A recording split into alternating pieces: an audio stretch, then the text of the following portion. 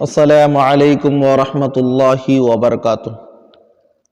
الحمدللہ الذی علم بالقلم علم الانسان ما لم يعلم واشہد ان لا الہ الا اللہ وحدہ لا شریک لہ واشہد ان محمدا عبدہ ورسولہ، اما بعد۔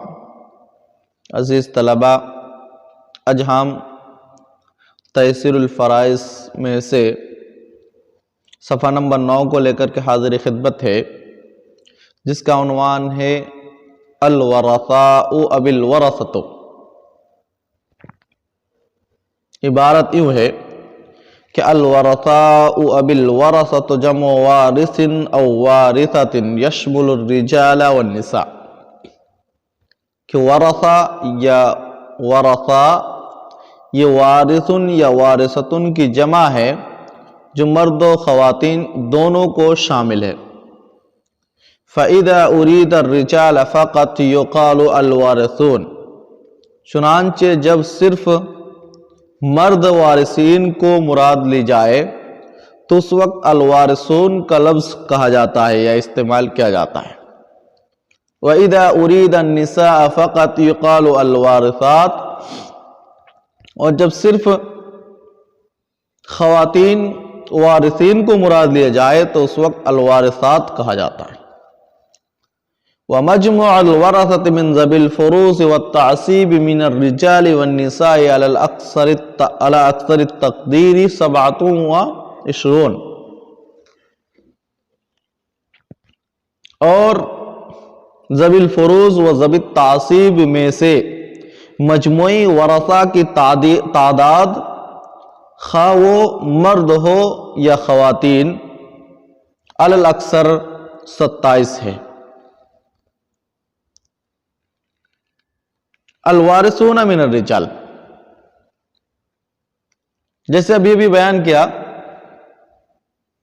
کہ ذوی الفروض و ذوی التعصیب ملا کر کل 27 وارثین ہے، تو ان میں سے اب ہر وارثین کی وضاحت کرتے ہوئے مؤلف رحمہ اللہ مرد وارثین کو سب سے پہلے ذکر کرتے ہیں۔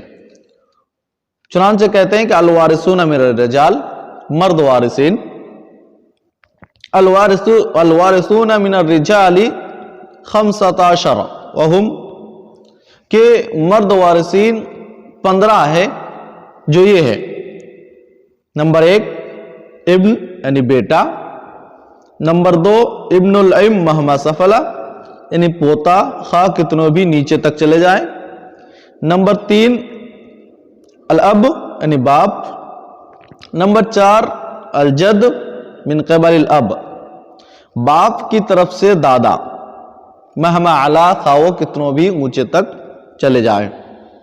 بمحض الذکور، فقط مرد، یعنی یہ کہ وارث اور میت کے درمیان کوئی عورت کا واسطہ نہ ہو۔ واضح رہے کہ جد بول کر کے دادا اور نانا دونوں کو مراد لے جاتے ہیں۔ ہاں، جہاں تعین مقصود ہو تو وہاں اگر حقیقی دادا ہے تو اس کی نسبت باپ کی طرح کر دی جاتی ہے، جیسے کہ مثال مذکور سے واضح ہے، الجد من قبل الاب، باپ کی طرف سے دادا یعنی حقیقی دادا۔ اور اگر نانا مقصود ہو تو الجد من قبل الام کا لفظ استعمال کرتے ہیں۔ نمبر 5 الاخ الشقیق یعنی سگا بھائی، نمبر 6 الاخ لاب اللاتی بھائی، یعنی باپ شریک بھائی، جس میں باپ ایک ہو اور ماں 2 ہو۔ نمبر 7 الاخ لام یعنی اخیافی بھائی، ماں شریک بھائی، جس میں ماں ایک ہو اور باپ الگ الگ ہو۔ نمبر 8 ابن الاخ الشقیق، سگا بھتیجا، سگا بھائی کا لڑکا یعنی سگا بھتیجا۔ نمبر 9 ابن الاخ لاب اللاتی بھتیجا یعنی اللاتی بھائی کا لڑکا۔ نمبر 10 الام الشقیق، سگا چچا۔ نمبر 11 الام لاب اللاتی چچا۔ نمبر 12 ابن العم الشقیق، سگا چچا کا لڑکا یعنی سگا چچیرا بھائی. نمبر 14 نمبر 13 اس میں ایک پرنٹنگ مسٹیک ہو گیا ہے، یعنی پرنٹنگ کرتے وقت غلطی ہو گئی ہے. یہ نمبر 13 ہونا چاہیے کہ ابن العم لاب، یعنی اللتی چچیرا بھائی، اللتی چچا کا لڑکا. نمبر 14 الزوج یعنی شوہر. نمبر 15 ذوی الولا، ذوی الولا یعنی عتیق یا معتق، آقا یا غلام. اب مرد وارثین کو ذکر کرنے کے بعد 27 میں سے جو 15 گنا چکے، اب واقعہ خواتین وارثین کو ذکر کرتے ہوئے کہہ رہے ہیں کہ الوارثات من النساء، خواتین وارثین. تو الوارثات من النساء 12، خواتین وارثین 12 ہے، اور وہ یہ ہے نمبر 1 البنت، نمبر 1 بیٹی، نمبر 2 بنت الابن مہما سفلت، نمبر 2 پوتی، خانی کتنے بھی نیچے تک چلے جائے، نمبر 3 الام ماں، نمبر 4 الجدہ من قبل الام، دادی ماں کی طرف سے، یعنی نانی، ام الام ماں کی ماں. نمبر 5 الجدہ من قبل الاب، 5 نمبر پہ ہیں کہ دادی باپ کی جانب سے، یعنی باپ کی ماں. نمبر 6 الجدہ من قبل ام الام، 6 نمبر پہ ہے دادی نانی کی جانب سے، یعنی ماں کی ماں، یعنی نانی کی ماں. نمبر 7 الجدہ من قبل الاب، باپ کی جانب سے، نہ باپ کی ماں کی جانب سے دادی، یعنی باپ کی ماں کی ماں. نمبر 8 الاخت الشقیقہ، 8 نمبر پہ ہے ماں کی الاخت الشقیقہ یعنی سگی بہن. نمبر 9 الاخت لاب، 9 نمبر پہ ہے اللتی بہن یعنی باپ شریک بہن. نمبر 10 الاخت لام، اخیابی بہن یعنی ماں شریک بہن. نمبر 11 الزوجہ، بیوی. نمبر 12 صاحبۃ الولا یعنی معتقہ یا عتیقہ. معتقہ غلام آزاد کرنے والی، یا پھر یہ ہے عتیقہ آزاد ہونے والی لونڈی.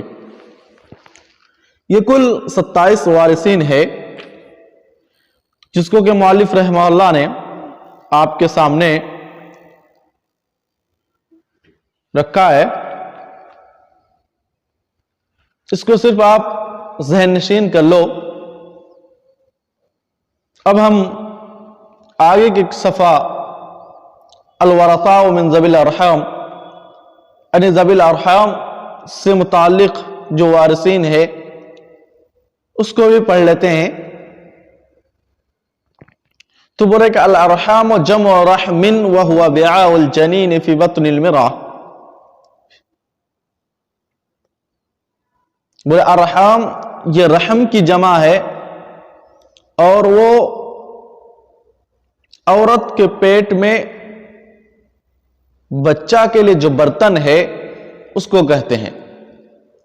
دوسرے معنی میں کہوں کہ ارحام رحم کی جمع ہے جس کا معنی بچہ دنی کے ہوتے ہیں.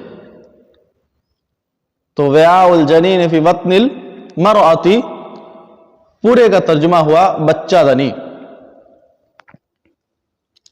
وذو رحم هو من له علاقة بالنسب من قبل الاب او من قبل الام. ذو رحم جس کو کہ ذوی الرحم کہا گیا ہے، تو کہتے ہیں کہ وہ تعلق ہے جو نسب کے اعتبار سے ہو، خواہ باپ کی جانب سے ہو یا پھر ماں کی جانب سے. فذو الارحام هم ذو قرابة من النسب. تو ذوی الارحام کی تعریف یہ ہوئی کہ وہ قریبی رشتہ دار جو نسبی ہو میت کے لیے. وَلَيْسُ مِنْ ذَوِي الْفُرُوضِ وَلَا مِنْ ذَوِي التَّعْصِيبِ، لیکن وہ ذوی الفروض یا ذوی التعصیب میں سے نہ ہو.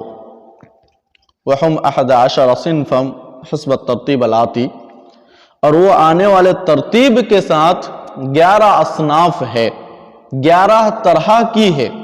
یہاں 11 ہے نہیں بول رہے ہیں بلکہ 11 طرح کی ہے، اس لیے کہ ایک صنف میں کئیک بھی داخل ہو سکتے ہیں. اب 11 جو ہیں وہ آنے والے ترتیب کے ساتھ کیا ہے ہم اس کو دیکھ لیتے ہیں. بولے اولاد البنات و اولاد بنات البنین مہما نزلوا.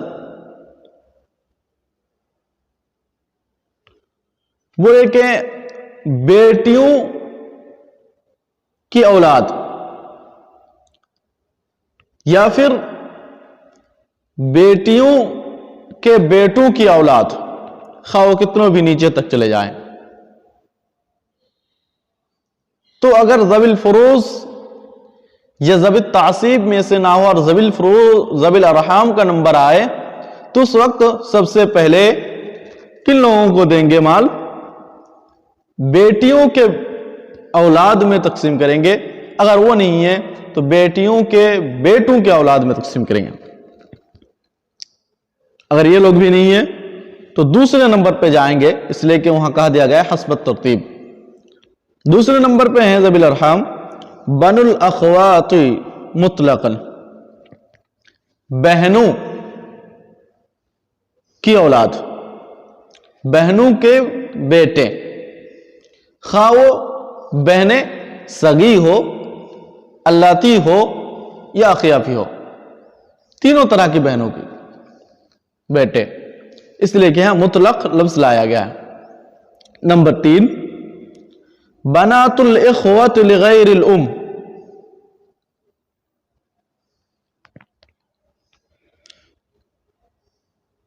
ماں کے علاوہ بیٹیوں کی بیٹیاں. اسی طرح وبنات بن الاخوت لغیر الام،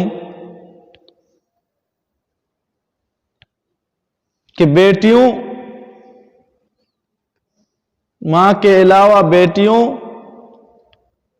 کے بیٹوں کی بیٹیاں. نمبر 4 بنات الاخوہ لام، یعنی اخیافی بہنوں کی بیٹیاں. نمبر 5 العم لام، سواء كان عم المیت لام ای اخو الاب من قبل ابه او ام ابیہ من نفس الجہہ او عم جدہ من نفس الجہہ. نمبر 5 اخیافی چچا،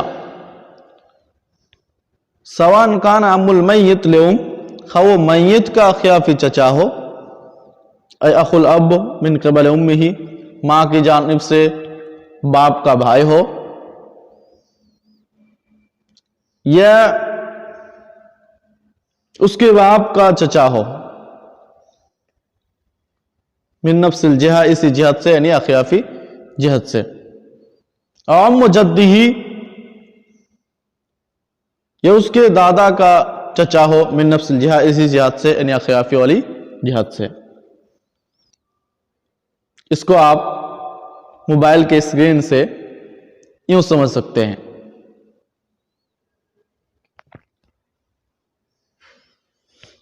الامات مطلقاً، یعنی مطلق پھوفیاں. نمبر 7 بنات الاعمام مطلقاً، وبنات بن الاعمام، یعنی چچا کی لڑکیاں یا چچا کے لڑکوں کی لڑکیاں. نمبر 8 الاخوال والخالات، ماموں اور اسی طرح مطلق خالہ وغیرہ. نمبر 9 الازداد الساقطون من جہت الاب او من جہت الام، ساقط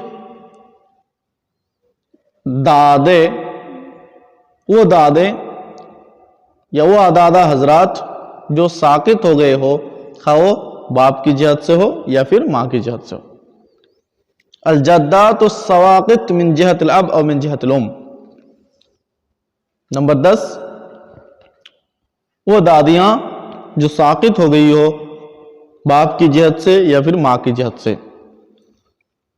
نمبر 11، کل من ادلا بأحد هذه الأصناف مثل عمة العمة وخالة الخالة أو أخ الأم لأم أو عمه أو عمته ونحو ذلك، ان میں سے ہر وہ شخص جو زیادہ